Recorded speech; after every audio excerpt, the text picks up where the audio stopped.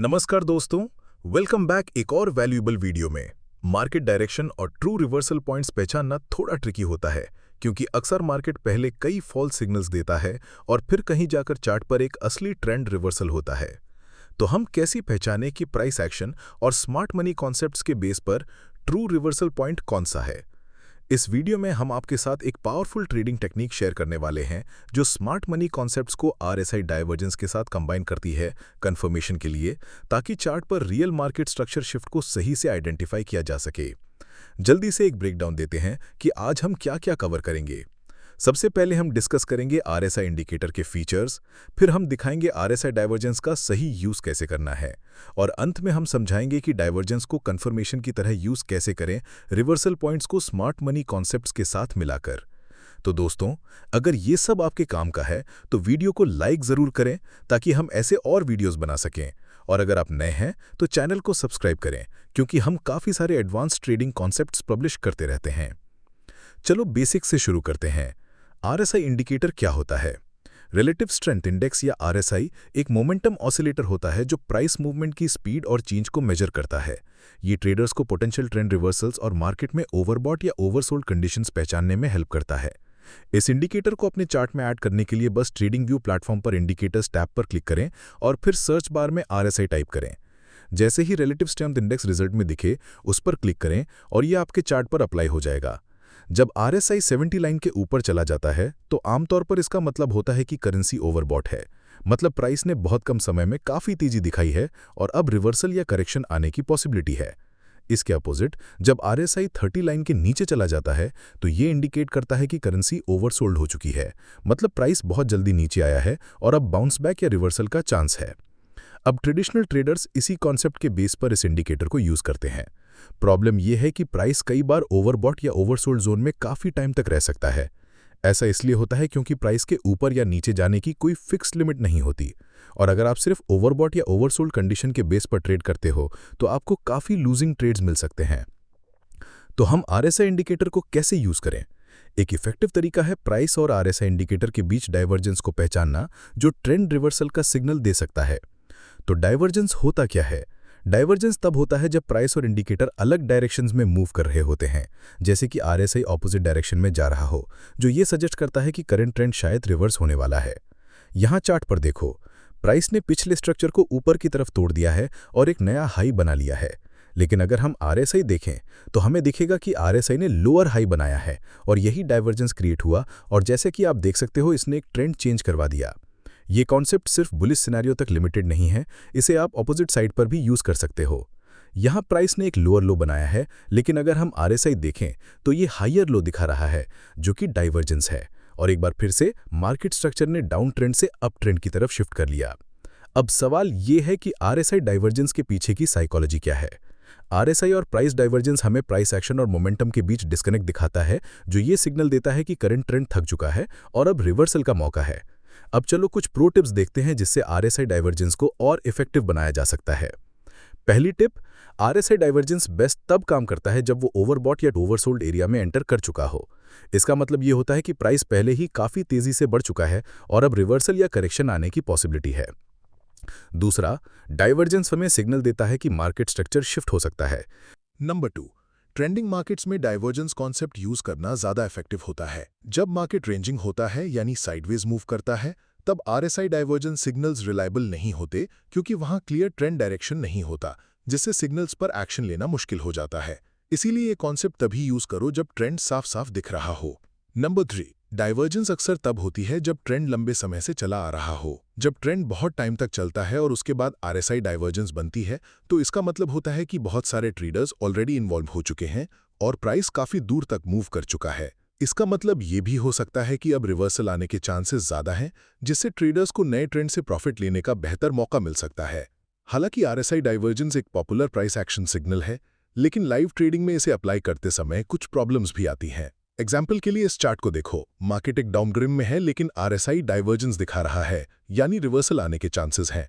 ये देखकर कई ट्रेडर्स लॉन्ग ट्रेड की अपॉर्चुनिटी ढूंढने लगते हैं, लेकिन उसके बाद मार्केट फिर से एक लोअर लो बना देता है और आरएसआई इंडिकेटर फिर से एक और डाइवर्जेंस क्रिएट करता है। ये प्रोसेस कई बार रिपीट हो सकता है जब तक प्राइस एक्चुअली रिवर्स ना करे। इसीलिए हम RSI डाइवर्जेंस को स्मार्ट मनी ट्रेडिंग के रिवर्सल कॉन्सेप्ट्स के साथ कंबाइन करते हैं ताकि एंट्री ज़्यादा कंफर्म्ड और कॉन्फिडेंट हो।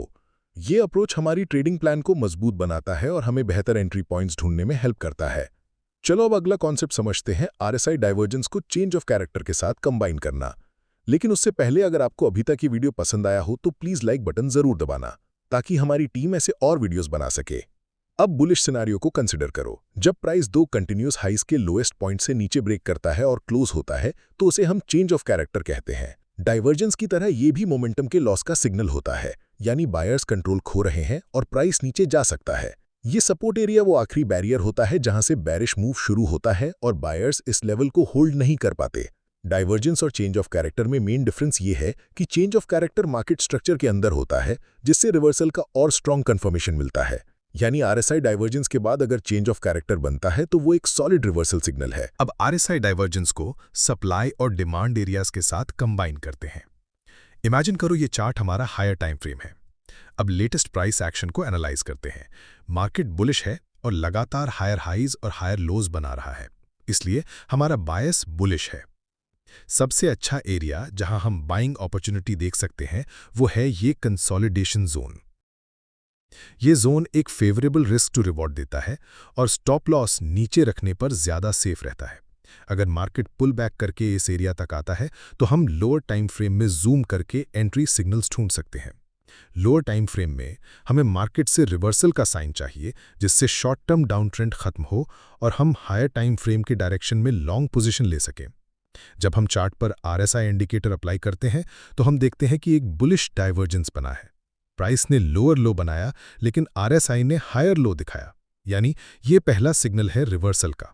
बाद में ये सिग्नल कंफर्म होता है जब चेंज ऑफ कैरेक्टर बनता है, जिससे ये पता चलता है कि बायर्स ने कंट्रोल ले लिया है, शॉर्ट टर्म डाउन ट्रेंड खत्म हो चुका है और अब प्राइस ऊपर की तरफ मूव कर सकता है। सेम कॉन्सेप्ट बेरिश सिनेरियो में भी अप्लाई होता है। अब हमारे पास एक बेरिश मार्केट है।